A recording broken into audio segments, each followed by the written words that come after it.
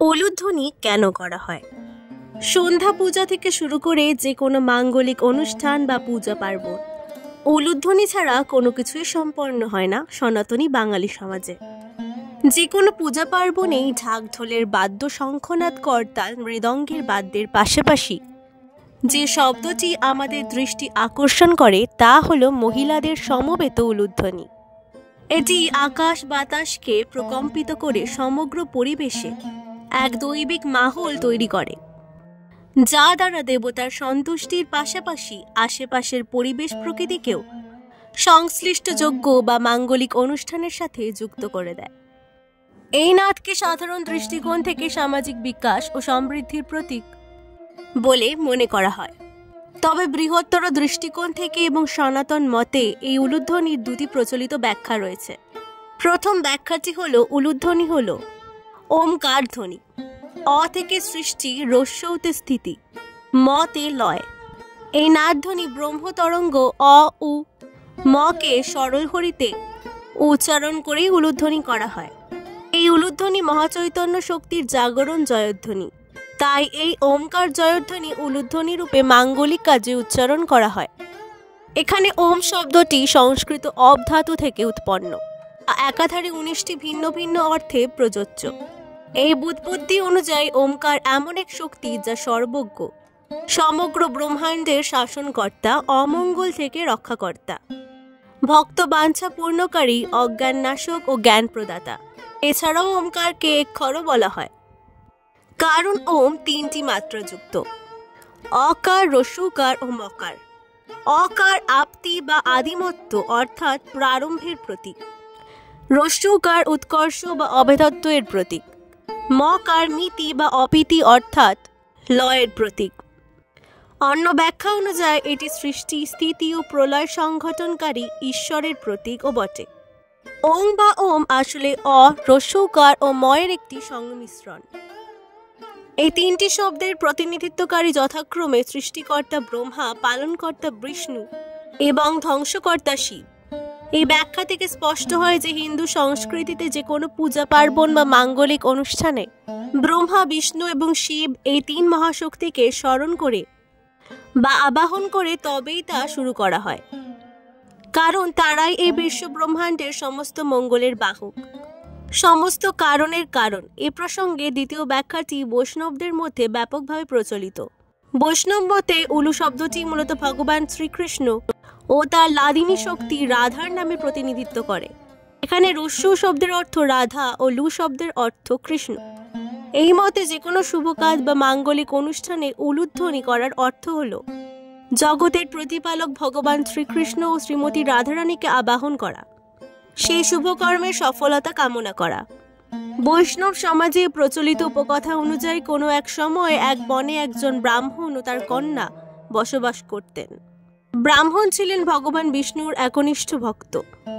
প্রতিদিন শুদ্ধ মনে তিনি শ্রী নারায়ণের শালগ্রাম শিলাটিকে পূজা অর্চনা করতেন অত্যন্ত ভক্তি করে।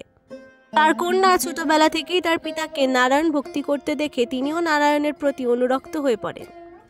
পিতার সঙ্গে তিনিও নারায়ণের পদপাদ্যে নিজেকে সমর্পণ করেছিলেন সম্পূর্ণভাবে। এভাবেই কাটতে থাকে তাদের সময়। সারাদিন ভিক্ষা করা, সামান্য অন্ন ভোজন করে ও শালিগ্রাম শিলার পূজা অর্চনা করে কেটে যেত পিতা ও কন্যার ঘোরকন্যা। ক্রমে ক্রমে কন্যাটি বালিকা থেকে যুবতীতে পরিণত হলেন। ভগবান বিষ্ণুর কৃপায় রূপে ও গুণে তিনি অনন্যা হয়ে উঠলেন।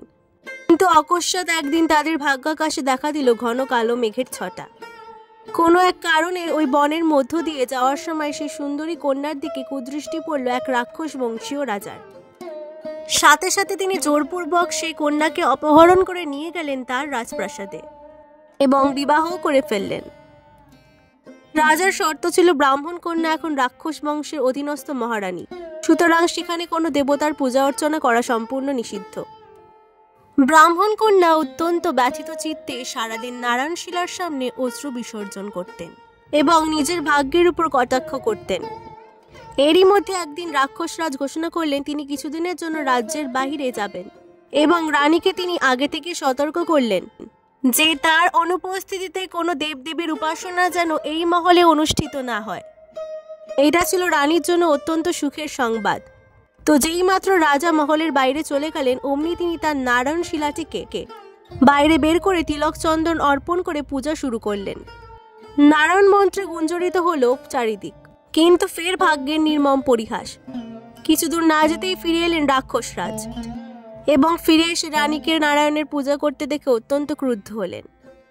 আদেশ করলেন এই মুহূর্তেই যেন নারায়ণ শিলাকে গঙ্গায় বিসর্জন করা হয়। অগত্যা কোনো উপায় না দেখে রানী মাথায় করে শিলাটিকে নিয়ে গঙ্গা অভিমুখে যাত্রা করলেন।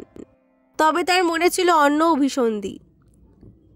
মনে মনে তিনি নারায়ণের কাছে ক্ষমা প্রার্থনা করে দেবী গঙ্গাকে নারায়ণ শিলার পাশাপাশি তাকেও গঙ্গায় বিসর্জিত হওয়ার কামনা করতে লাগলেন। অর্থাৎ তাকে যদি নারায়ণকে বিসর্জনই দিতে হয় তবে তার সাথে তিনি নিজের প্রাণও বিসর্জন দেবেন। এভাবেই গঙ্গায় নেমে রানী হাঁটু জল থেকে কোমর জল থেকে আকণ্ঠ জলে যখন নামলেন তখন দূর থেকে দৈববাণী হলো, হে কন্যা, তোমাকে তোমার প্রাণ বিসর্জন দিতে হবে না। তুমি এই শিলাটিকে ফের তোমার গৃহে বহন করে নিয়ে যাও।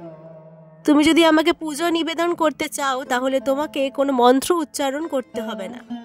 তুমি যখনই আমাকে পুজো করতে চাইবে তখন শুধুমাত্র তোমার মুখ দিয়ে কয়েকবার উলুধ্বনি করো, তাহলেই আমি তোমার সমর্পণ গ্রহণ করব।